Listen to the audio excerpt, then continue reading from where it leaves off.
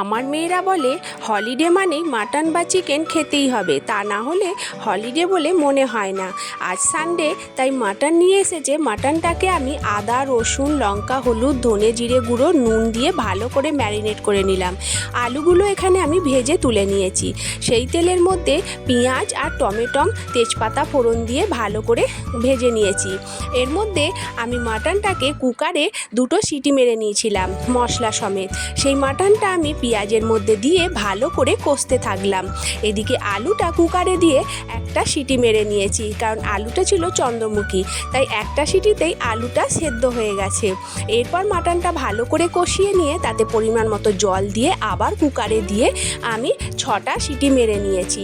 এতে আমার গ্যাসেরও সাশ্রয় হলো, মাটনটাও আমার তাড়াতাড়ি ভালো সেদ্ধ হয়ে গেল, অথচ খেতে এত দারুণ হয়েছিল। আপনারা এইভাবে একবার বানিয়ে খেয়ে দেখবেন, তা না হলে বুঝবেনই না।